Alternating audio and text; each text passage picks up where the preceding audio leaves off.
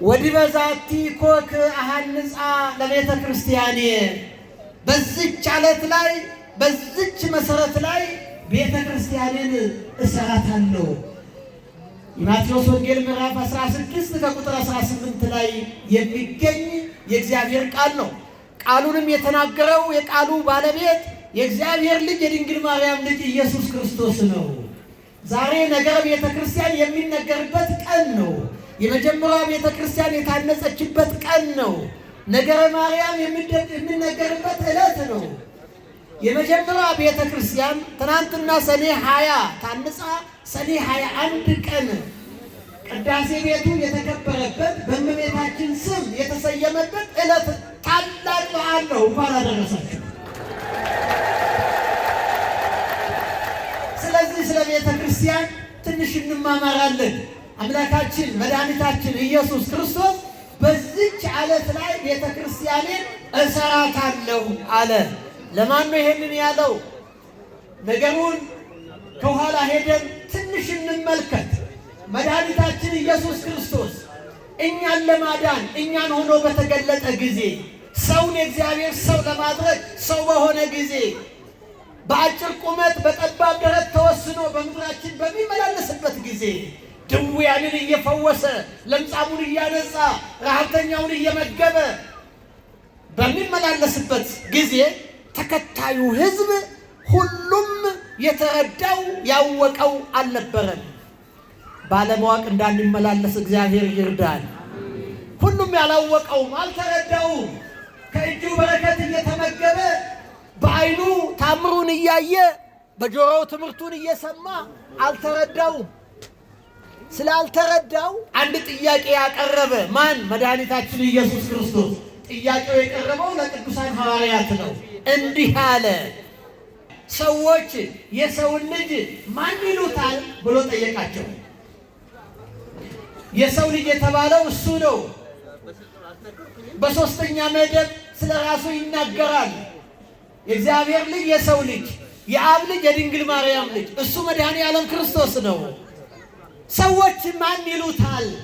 ምክንያቱም በሕዝቡ መካከል የተሳሳተ መረጃ ነበረ።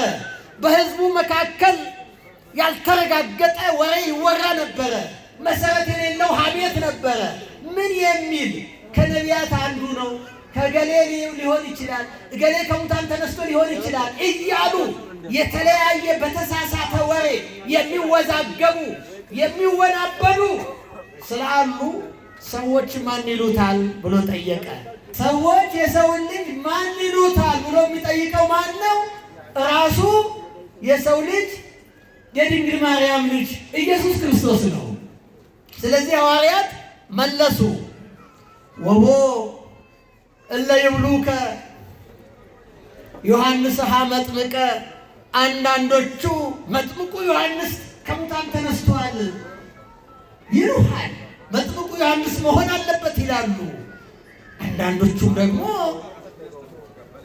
ኤልያስ ነው ይላሉ። አንዳንዶቹም ደግሞ ኤርምያስ ነው ይላሉ። አዛኝነትህን ርኅራኄህን እያዩ ኤርምያስ ሊሆን ይችላል ይላሉ።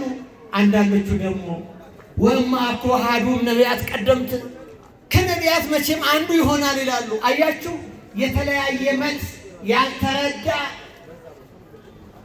ሰው ስለነበረ አላወቁትም።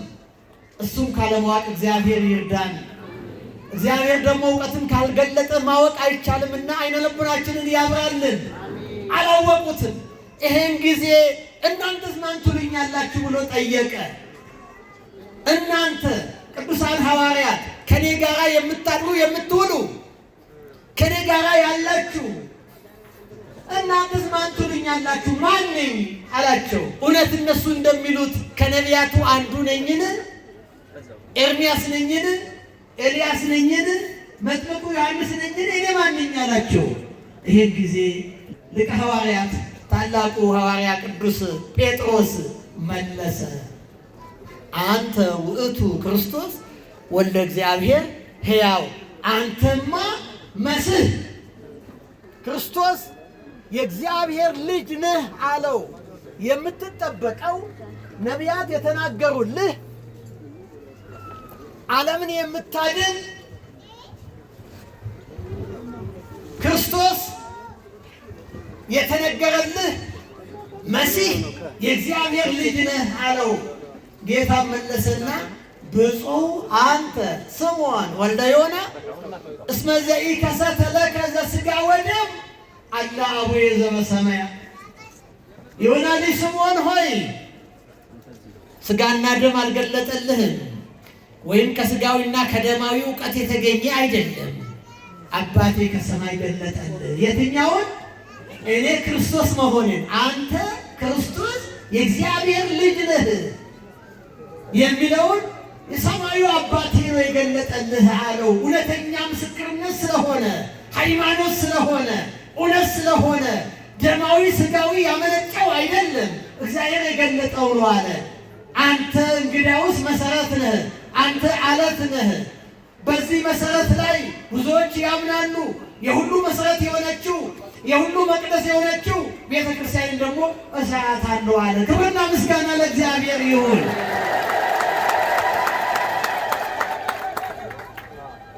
ቤተ ክርስቲያኔን በዚህ አለት ላይ የትኛው ነው አለቱ? ጴጥሮስ የመሰከረው ምስክርነት። ምስክርነቱ ምንድን ነው? ሁላችሁም ድምፃችሁን ከፍ አድርጋችሁ አንተ ክርስቶስ የእግዚአብሔር ሕያው ልጅ ነህ። ይህ ቅዱስ ጴጥሮስ ምስክርነት ከሰማይ የተገለጠ ምስክርነት ነው። አብ የሰጠው ምስክርነት ነው። ሰማያዊ ምስክርነት ነው። ይሄንን ምስክርነት አለት ነው አለ። አለት በባህሩ የማይሰነጠቅ ሁሉን የሚችል ነገር ነው አይደለም? በአለት ላይ በዛ በማይደፈረው፣ በማይነካው፣ በማይፈርሰው፣ በማይበሰብሰው መሰረት ላይ ቤተ ክርስቲያንን እሰራታለሁ አለ። ቤተ ክርስቲያንን ወይስ ቤተ ክርስቲያንን? ቤተ ክርስቲያን የማን ናት? ቤተ ክርስቲያን የማን ናት? አንዳንዴ እንሳሳታለን። እኛ ስሙን ስለጣልን፣ እኛ ደግሞ በዚሁ በተሰጠችን ጊዜ እግዚአብሔር በለገሰን ስላገለገል ቤተ ክርስቲያናችን እንላለን። ነገር ግን አይደለም። ቤተ ክርስቲያን የማን ናት? የእግዚአብሔር ናት። ቤተ ክርስቲያን ራሷ ምን እንደሆነች እንመለከታለን። ቤተ ክርስቲያኔ ነው ያለው። ቤተ ክርስቲያንን በዚህ አለት ላይ እሰራለሁ። የትኛው ነው አለቱ? ከሰማይ ለቅዱስ ጴጥሮስ የተገለጠው እውነት የሆነው መሰረት። በዚህ እውነት ላይ በዚህ አለት ላይ ሁላችን ስለተመሰረትን፣ ሁላችን ስለተገነባን፣ ሁላችን የሥላሴ ልጆች ሆነን በሕንፃው ስለገባን ምንም እንኳ እንደ በደላችን እንደ ኃጢአታችን ሳይሆን እንደ ምሕረቱ በሕንፃው እንድንገነባ በፍቅሩ እንድንገነባ ስላደረገን ክብርና ምስጋና ለመድኃኔዓለም ይሁን። ቅዱስ ጴጥሮስ ብፁዕ ያሰኘው ለቅዱስ ጴጥሮስ ከሰማይ የተገለጠው ሃይማኖት ነው ወገኖች። ሃይማኖት ከሰው ከእግዚአብሔር። አያችሁ፣ ሥጋዊና ደም አይደለም የገለጠልህ አለ። እንግዲያውስ የሰማዩ አባቴ ገለጠልህ ነው። ሃይማኖት እግዚአብሔር ለሰዎች የሰጠ እንጂ ሰዎች የፈለሰፉት የመሰረቱት የጀመሩት አይደለም። ክርስትና ሃይማኖት ከሰማይ ወደ ምድር የተገለጠ ክርስትና ሃይማኖት የአምላክ መገለጥ ነው። ክርስትና ሃይማኖት እግዚአብሔር ለሰው የሰጠው ነው። በዛ ሃይማኖት ውስጥ ምን ያለ ነው? እንደዚህ ተብሎ እንደተጻፈ ከሐዋርያት ያዕቆብ ወንድም የሆነው ይሁዳ እንዲህ ይላል፣ ወአስተበቁአክሙ ከመ ትትቀነዩዋ ለእንተ ተውሂበት ለቅዱሳን ሃይማኖት። ፈጽሞ አንድ ጊዜ ለቅዱሳን ስለተሰጠችው ሃይማኖት ትጋደሉ ዘንድ ለምናችኋለሁ ይላል። ከየት የተሰጠች? ከሰማይ። ለማን የተሰጠች? ለቅዱሳን። መቼ? አንድ ጊዜ ፈጽሞ። አያችሁ፣ ከሰማይ ለሰው። የኛ የምንኖርበት ሃይማኖት ሰው ሰራሽ አይደለም። በሆነ ወቅትና በሆነ ጊዜ ሰዎች የፈለሰፉት የጀመሩት አይደለም። አያችሁ፣ ከሰማይ የተገለጠ ሃይማኖት ነው፣ የተሰጠ ሃይማኖት ነው። ለሚያምኑት ለቅዱሳኑ የተሰጠ ከላይ የተገኘ ሃይማኖት ነው። በዚህ ሃይማኖት ውስጥ ስላለን በዚህ እንድናምን በዚህ እንድንመላለስ በዚህ ሃይማኖት ታላቁን አምላካችንን እንድናመልክ የፈቀደልን አምላካችን ክብርና ምስጋና ይግባ።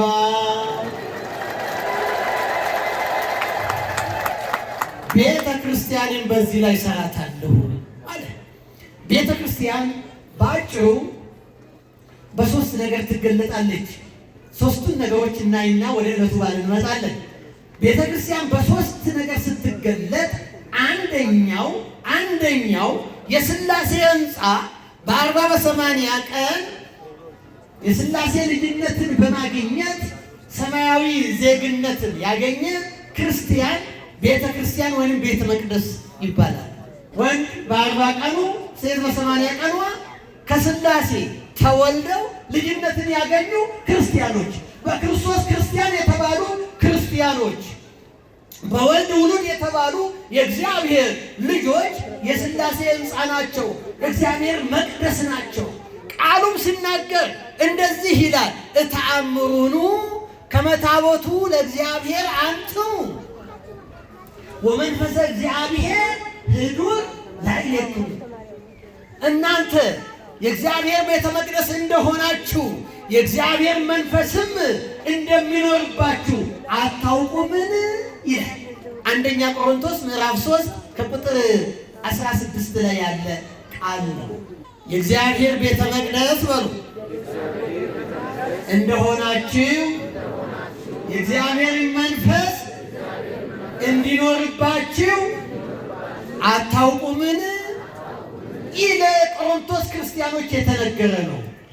ወገኖቼ ይሄንን ከኛ ብቃት አንጻር አይደለም የምናየው። እኛማ እኛ ነን ምድራውያን ጎስቋላዎች፣ የምንወድቅ የምንነሳ። ነገር ግን ይሄንን ያደረገው ቸርነቱ ነው። ይሄን ያደረገው ፍቅሩ ነው። ይሄን ያደረገው የከበረው ደሙ ነው። ይሄን ያደረገው በቀራንዮ ላይ የፈሰሰልን ክቡር ደሙ ነው።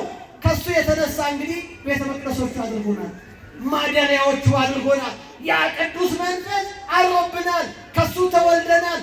የሱ ልጆች ነን፣ የሱ ወገኖች ነን። በስጋው ወደሙ የከበርን፣ በስጋው በደሙ የታተምን የእግዚአብሔር ልጆች ነን። ስለዚህ የመጀመሪያዋ ቤተ ክርስቲያን የምትገለጠው እያንዳንዱ ክርስቲያን የእግዚአብሔር ቤተ መቅደሱ ነው። እግዚአብሔር ቤተ መቅደሱ ስለሆነ ደግሞ እግዚአብሔር ይመለክበታል፣ ይመሰገንበታል። ሐሰት ሳይሆን በእውነት ይኖራል፣ እውነት ይነገርበታል። ዝማሬ ነው፣ ሌላ አይደለም፣ ርኩሰት አይደለም፣ ቅድስና ነው። ለዚህ ሁሉ የጠራን አምላካችን እግዚአብሔር ክብርና ምስጋና ይግባ። ሁለተኛው ሕንፃ ቤተ ክርስቲያን ነው። ሕንፃ ቤተ ክርስቲያን አሁን የተሰበሰብንበት እግዚአብሔር ደጅ፣ አጸደ ቤተ ክርስቲያን፣ የክርስቲያኖች መሰብሰቢያ፣ ምስጋና ማቅረቢያ፣ ማምለኪያ፣ ታቦተ ሕጉ ያለበት፣ ስጋው የሚቆረስበት፣ ደሙ የሚፈስበት፣ ጸሎት የሚያደርግበት ሕንፃው ቤተ ክርስቲያን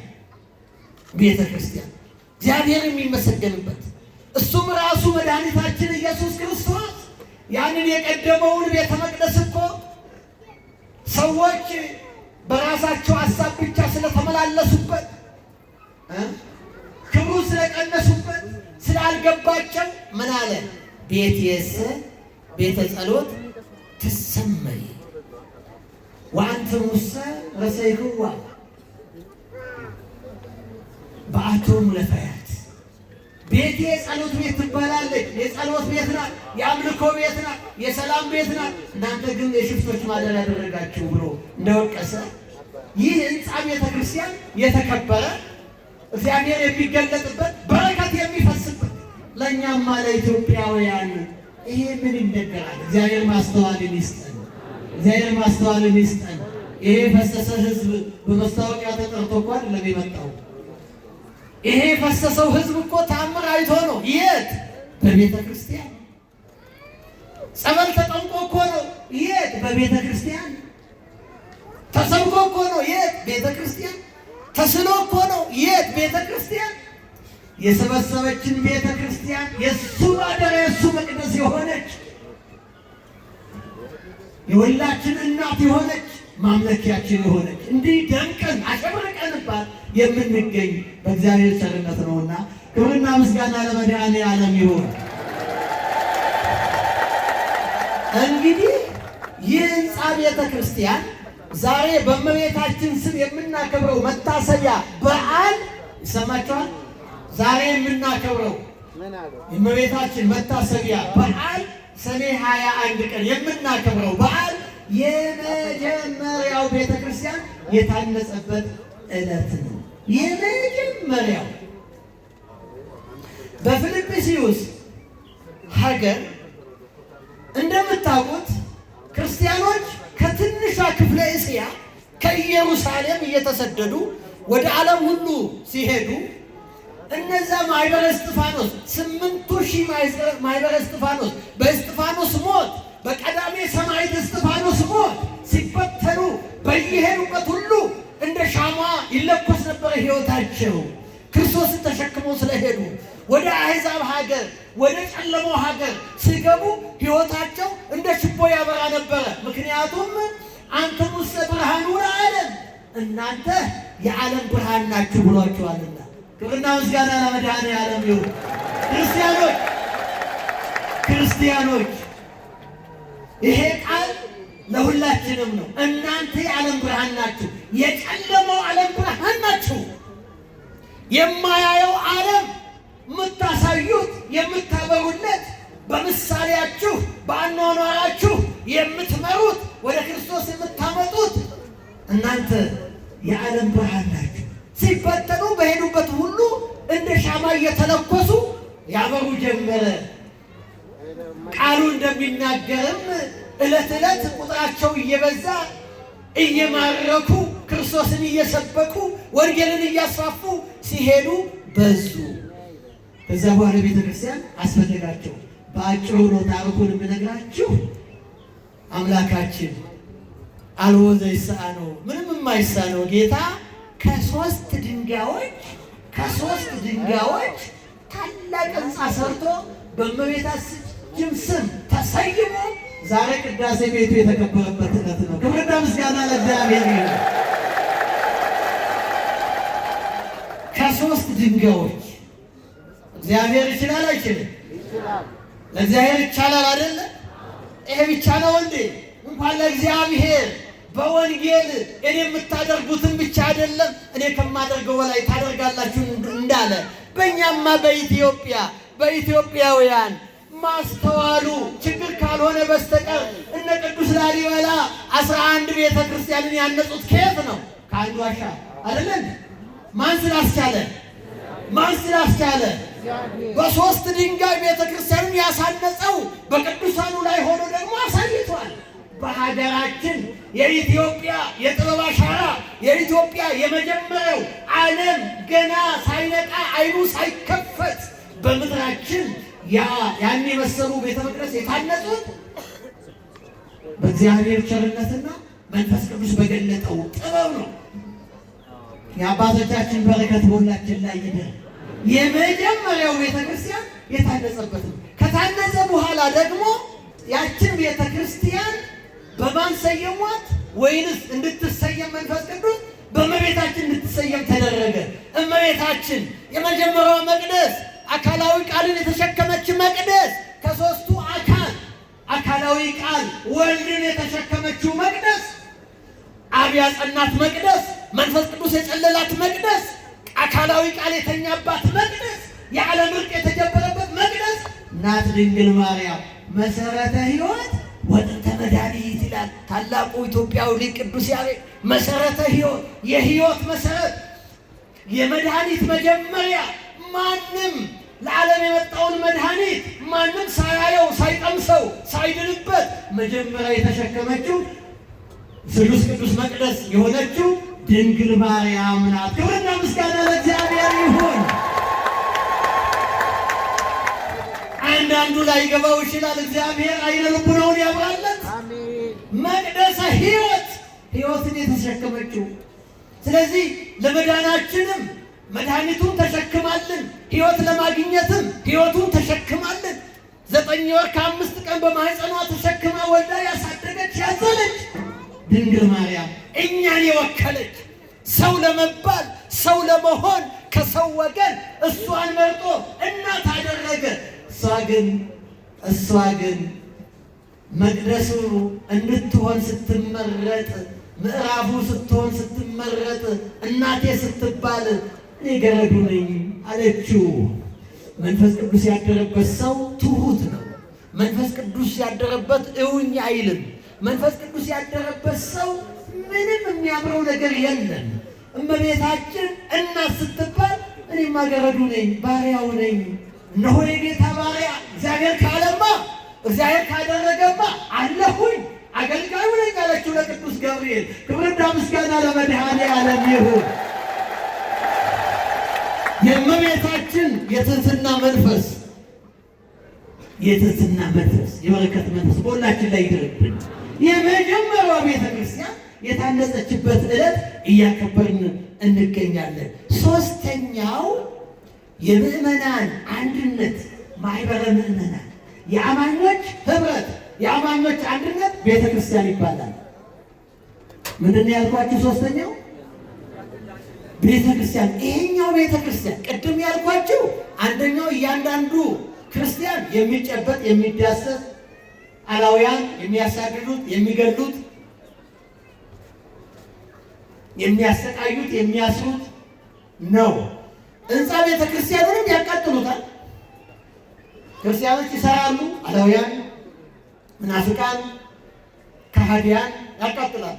ሶስተኛው ምላችሁ ግን የማንም እጅ የማይደርስባት ቤተ ክርስቲያን የአማኞች ህብረት፣ የአማኞች አንድነት፣ በምድር ላይ የሌለች በሰማይም በምድርም የምትነገር የሰው እጅ ያልሰራት ሥላሴ የሰሯት ቤተ ክርስቲያን የኛ አንድነት። እንደዚህ ይላል ቃሉ ሲገልጽ፣ ወጸኑ አብያተ ክርስቲያናት በሃይማኖት ወእንተ ጸባሃት ይበዙ ህዝብ። አብያተ ክርስቲያናት ይህ የማህበረ ምዕመናን የምዕመናኑ አንድነት እየበዙ ሄዱ፣ በሃይማኖት በረቱ፣ ቁጥራቸውም እየበዛ ሄደ ይላል ቅዱስ ሉቃስ በሐዋርያት ሥራ ሲመዘግብልን። የምዕመናን አንድነት አቃጣዮች ሊያቃጥሏት አይችሉም ያችን። ስለዚህ ስለማይችሉ ቃሉ ምን ይላል?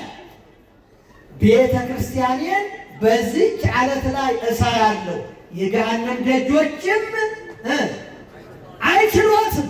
የገሃነም ደጆች ለገሃነም የሚጠበቁ ዛሬ ራሳቸውን ለገሃነም ያዘጋጁ ሰዎች፣ ለእግዚአብሔር ጀርባ የሰጡ ከሃዲያን፣ በዲያብሎስ መንፈስ የሚሄዱ ያቺ ዓለት ላይ የምትመሰረተዋን ማህበረ ምዕመናንን የምዕመናን አንድነትን የገሃነም ደጆች ምን ማድረግ አይችሉም? ሊያጠፋት አይችሉም። ክብርና ምስጋና ለመድኃኔዓለም ይሁን። አይችሉም።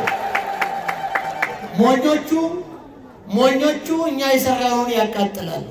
የሚጠፋ ይመስላችኋል? አንድ ቤተክርስቲያን ሲቃጠል 9 ነው የሚሰራው። አንድ ክርስቲያን ሲሞት 90 ክርስቲያን ይተካል። እንደ ጉቶውን ብንቆርጠው አያችሁ ምን ይሆናል? ያቆጠቁጣል። አንዱን እናጠፋ ስንል ሺዎቹ ይተካሉ። ክርስቲያን ማለት እንደዛ ነው። ክርስቲያንን ማጥፋት የሚችል የለም። ምክንያቱም ቃል ኪዳኑ ነው። የገሃነም ደጆች አይችሏትም። እስቲ ሁላችሁም ቤተ ክርስቲያኔን በሉ፣ በዚህ ዓለት ላይ እሰራለሁ፣ የገሃነም ደጆችም አይችሏትም።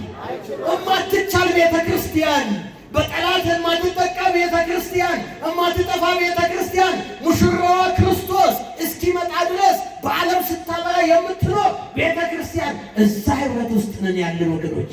ክብርና ምስጋና ለመድኃኔዓለም ይሁን። አያችሁ፣ ዲያብሎስ ይለፋል። ምስኪኖቹን በክርስትና እምነታቸው ምክንያት እንዲታረዱ ያደርጋል። ግን ክርስቲያኖች በዛ አይጠፉም። አያችሁ፣ ሕንፃውን ቤተ ክርስቲያን ያቃጥላሉ። ሕንፃ ቤተ ክርስቲያን አንዱ ቢቃጠል እንዳልኳችሁ ሺዎች ይተካሉ። ምክንያቱም ቃል ኪዳን አለና እግዚአብሔር ከልጆቹ ጋር አለና እንበዛለን እንጂ ስለማንጎድል እንጨምራለን እንጂ በሱ ፊት ጉድለት ስለሌለ እየጨመርን እንሄዳለን እንጂ ስለማንጠፋ ቃል ኪዳኑ ከኛ ጋር ስለሆነ እንጨምራለን። የድንግል ማርያም በረከትና ረድኤት ከእኛ ጋር ስለሆነ፣ አመላጅነቷ ከእኛ ጋር ስለሆነ፣ የቅዱሳን መላእክት ተራዳኢነት ጥበቃ ከእኛ ጋር ስለሆነ፣ የአባቶቻችን የቅዱሳን ሕይወት ታሪክ እንደ ከፊታችን እንደ ብላክቦርድ የምናነበው የምናየው ባንዲራችን ስለሆነ፣ ስለዚህ እንበዛለን እንጂ አንጎልን። በፈተናችን በመከራችን ውስጥ እያሸበሸብን እየሸበረቅን እየደመቅን እንሄዳለን። ክብርና ለምስጋና ለመድኃኔዓለም ይሁን። ወገኖቼ ዛሬ እዚህ ላይ ስለ ቤተ ክርስቲያን ስንናገር በኢትዮጵያ ምድር ብቻ አይምሰላችሁ። ፈተናውና መከራው በዓለም ሁሉ ላይ እንዳለ ሁሉ ዛሬ የኦርቶዶክስ እምነት ደግሞ እንደ ችቦ እያበራች ያለችው በዓለም ዙሪያ ነው። በዓለም ዙሪያ እህቶቻችን መስቀል አስረው ሊሰሩ ከማይችሉበት ሀገር፣ ማኅተባቸውን እያሳዩ ከማይራመዱበት አገር አላውያን አገር ዛሬ ኦርቶዶክሳውያን በዝተው አይደለም ሌላውን ኦርቶዶክስ መቀበል ቀርቶ ኦርቶዶክስን የሚያሳድዱ ኦርቶዶክስ ሆነዋል። ክብርና ምስጋና ለመድኃኔዓለም ይሁን። ነቃፊዎቹ፣ አሳዳጆቹ፣ ቤተክርስቲያን አቃጣዎቹ ኦርቶዶክስ እየሆኑ ነው ያሉት። እዚህም ያው ነው፣ እዚሁ ያው ነው ወገኖቼ። ፌስቡክ የሚያወራው ሌላ ቢሆንም ቲክቶክ የሚያወራው ሌላ ቢሆንም መከራችን ፈተናችን የበዛ መስሎ ቢታየንም ውስጡ መንፈስ ቅዱስም እየሰራ ነው። መንፈስ ቅዱስ ስለሚሰራ ቤተ ክርስቲያን ታብባለች። ቤተ ክርስቲያን በመከራ ውስጥም ታልፋለች። እዚህ መሃል ታዲያ ወገኖቼ እኛ የተጣልን እንዳንሆን ቤተ ክርስቲያንም የጠብቀው እግዚአብሔር ነው። እግዚአብሔር ቤቱን ይጠብቃል። ነገር ግን እኛ ከጥበቃ ውጭ እንዳንሆን ያስፈልጋል። ይህን እንደማጠቃለያ ልናገር። እኛ እውነተኞቹ ቤተ መቅደስ ልንሆን ይገባል። እውነተኛ ቤተ መቅደስ ልንሆንለት ይገባል። በንስሐ የጸዳ፣ በንስሐ የታጠበ፣ ከተንኮል ከክፋት የራቀ፣ ኃጢአቱን እየተናዘዘ በሥጋው ወደሙ የሚታተም ቤተ መቅደስ ከሆነ የምንጠብቀው በሱ ነው። ያን ጊዜ የእኛ ተስፋ ምድራዊ አይደለም፣ የእኛ ተስፋ ሰማያዊ ነው። የእኛ ዋስትና ምድራዊ አይደለም፣ ሰማያዊ ነው። ምድሩን በእሱ ቸርነት እንገዛዋለን። ነገር ግን ይሄ ጊዜያዊ ነው፣ ይሄ ኃላፊ ነው፣ የሚጠብቀን ሌላ ነው። ስለዚህ እውነተኛ ቤተ መቅደስ ልንሆንለት ይገባል። እኛ የውጭ ጠላት ሳይሆን ውስጣችን ያለው የሚጎዳን ነው። የበለጠ ክርስቲያን ክርስቲያንን አያሳድድም፣ ክርስቲያን ክርስቲያንን አይሰርቅም፣ ክርስቲያን ክርስቲያንን አያማም፣ ክርስቲያን ክርስቲያንን አይጎዳም። ወገኖች እውነተኞች እንሁን። ክርስትና እውነት ነው። ክርስቲያኖችም እውነት መሆን አለባቸው። ዛሬ ከውጭው ጠላት ይልቅ በውስጥ ያለው የከፋ ነው። እርስ በርሳችን የከፋ ነውና እርስ በርሳችን እግዚአብሔር ቀድሞም የሰጠን ፍቅር እንዲያበዛልን ቅዱስ ፈቃዱ ይሁንልን። እንዋደድ፣ እሱ ፍቅር ነው። እንረዳዳ፣ እንተሳሰብ። እኛ አንድ እንሁን። አንድ ከሆን እሱ ከኛ ጋር ነው። እኛ ደግሞ በሕንፃው የተገነባን እስከሆን ድረስ እሱ ጠባቂያችን ነው፣ እረኛችን ነው። እንባችንን ያብሳል፣ ቁስላችን ይሽራል፣ ይፈውሰናል። መስርቶናልና አይጠላንም። እሱ ገንብቶናልና አያፈርስንም። እሱ ሰብስቦናልና አይተወንም። ከእጅ የሚነጥቀው የለም ብሎ የተናገረ ጌታ የእኛ እረኛ ነው፣ የእኛ ጠባቂ ነው። ያስተማረን የመከረን ዓለቱ ላይ የተመሰረትን መሆናችንን እንድንሰማ ፈቃዱ የሆነ አምላካችን እግዚአብሔር ክብርና ምስጋና ይግባ። የእመቤታችን የቅድስት ድንግል ማርያም በረከትና ረድኤት ከሁላችን ጋር ይሁን። ይቆየን።